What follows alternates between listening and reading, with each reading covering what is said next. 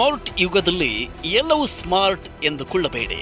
ಕೆಲವು ಸಂದರ್ಭದಲ್ಲಿ ನಮಗೆ ಸ್ಮಾರ್ಟ್ಫೋನ್ ಇದ್ರೂ ಪ್ರಿಂಟೆಡ್ ಐಡಿ ಕಾರ್ಡ್ಗಳು ಅಗತ್ಯವಾಗಿ ಬೇಕಾಗುತ್ತೆ. ಅದೆಂದ್ರೆ ವೋಟರ್ ಐಡಿ, ಮತದಾರರ ಗುರುತಿನ ಚೀಟಿ. ನಮಗೆ ಮತ ಚಲಾಯಿಸುವುದಕ್ಕೆ ಮಾತ್ರವಲ್ಲ, ಭಾರತದ ಚುನಾವಣಾ ಆಯೋಗ ನೀಡಿರುವ ಗುರುತಿನ ಚೀಟಿ ಹಲವು ಸಂದರ್ಭದಲ್ಲಿ ಅಗತ್ಯವಾಗಿ ಬೇಕಾಗುತ್ತೆ. ವೋಟರ್ ಐಡಿ ಇದ್ರೆ ಕೆಲಸ ಸುಲಭ ಆಗುತ್ತೆ. ಸರ್ಕಾರದ ಯೋಜನೆಗಳಿಗೆ, ಗುರುತು ಮತ್ತು ವಯಸ್ಸಿನ ದೃಢೀಕರಣಕ್ಕೆ ವೋಟರ್ ಐಡಿ ಕಾರ್ಡ್ ಅಗತ್ಯವಾಗಿ ಬೇಕಾಗುತ್ತೆ. ಆನ್ಲೈನ್ ಮೂಲಕ ವೋಟರ್ ಐಡಿ ಪ್ರದರ್ಶನ ಮಾಡುವ ಆಯ್ಕೆಯನ್ನ ಸರ್ಕಾರ ಇನ್ನೂ ಕೂಡ ಒದಗಿಸಿಲ್ಲ.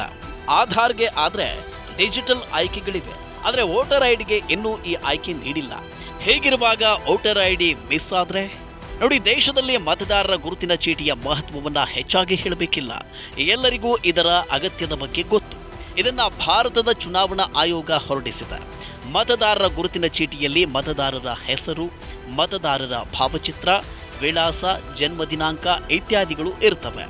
ಅದನ್ನ ಬಳಸಿಕೊಂಡು ಚುನಾವಣೆಯಲ್ಲಿ ಮತ ಚಲಾಯಿಸಬಹುದು.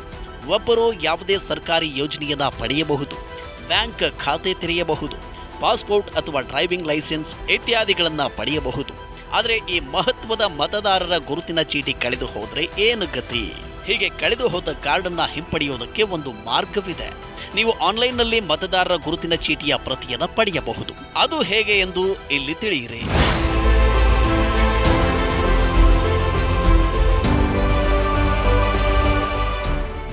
ಮತದಾರರ ಗುರುತಿನ ಚೀಟಿ ಕಳೆದು ಹೋದ್ರೆ ಅರ್ಜಿಯನ್ನ ಸಲ್ಲಿಸುವುದಕ್ಕೆ ಅಗತ್ಯವಾದ ದಾಖಲೆಗಳು ಯಾವುವು ಅಂದ್ರೆ ಪಾಸ್ಪೋರ್ಟ್ ಅಳತೆಯ ಫೋಟೋ ಹಾಗೂ ಗುರುತಿನ ಚೀಟಿಯ ಪ್ರತಿ ಅಂದ್ರೆ Aadhaar card, driving licence, PAN card ಆಗುತ್ತೆ. ಮತ್ತು ವಿಳಾಸದ ದಾಖಲೆ ಅಂದ್ರೆ ವಿದ್ಯುತ್ ಬಿಲ್, ದೂರವಾಣಿ ಬಿಲ್, ಬ್ಯಾಂಕ್ ಪಾಸ್ಬುಕ್ ಆಗುತ್ತೆ.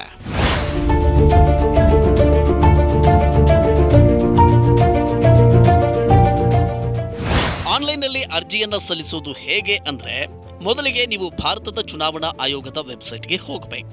ಅದಕ್ಕಾಗಿ ಗೂಗಲ್ಗೆ ಹೋಗಿ ಮತ್ತು ಭಾರತೀಯ ಚುನಾವಣಾ ಆಯೋಗ ಎಂದು ಟೈಪ್ ಮಾಡಿ. ಈಗ ಆನ್ಲೈನ್ ಸೇವೆಗಳು ಎಂದಿರುವಲ್ಲಿ ಕ್ಲಿಕ್ ಮಾಡಿ. ಮತದಾರರ ಗುರುತಿನ ಚೀಟಿಗಾಗಿ ಅರ್ಜಿ ಎಂಬ ಆಯ್ಕೆಯನ್ನ ಕ್ಲಿಕ್ ಮಾಡಿ. ಇಲ್ಲಿ ಹಲವಾರು ಆಯ್ಕೆಗಳಿವೆ. ಅದರಲ್ಲಿ ನಿಮ್ಮ ರಾಜ್ಯವನ್ನ ಆಯ್ಕೆ ಮಾಡಿ. ನಿಮ್ಮ ಮತದಾರರ ನೋಂದಣಿ ಸಂಖ್ಯೆಯನ್ನ ಅಂದ್ರೆ VID ಯನ್ನ ನಮೂದಿಸಿ. ಈಗ ನಿಮ್ಮ ಆಧಾರ್ ಸಂಖ್ಯೆಯನ್ನ ಹಾಕಬೇಕು. ನಿಮ್ಮ ಮೊಬೈಲ್ ಸಂಖ್ಯೆಗೆ OTP ಕಳುಹಿಸಲಾಗುತ್ತೆ. ಆ OTPಯನ್ನ ನಮೂದಿಸಿ. ನಿಮ್ಮ ಅಪ್ಲಿಕೇಶನ್ ನಲ್ಲಿ ಅಗತ್ಯವಿರುವ ಎಲ್ಲ ಇತರ ಮಾಹಿತಿಯನ್ನ ಭರ್ತಿ ಮಾಡಿ. ಅಗತ್ಯವಿರುವ ಡಾಕ್ಯುಮೆಂಟ್ಗಳನ್ನ ಅಪ್ಲೋಡ್ ಮಾಡಿ. ನಂತರ ನಿಮ್ಮ ಅರ್ಜಿಯನ್ನ ಸಲ್ಲಿಸಿ.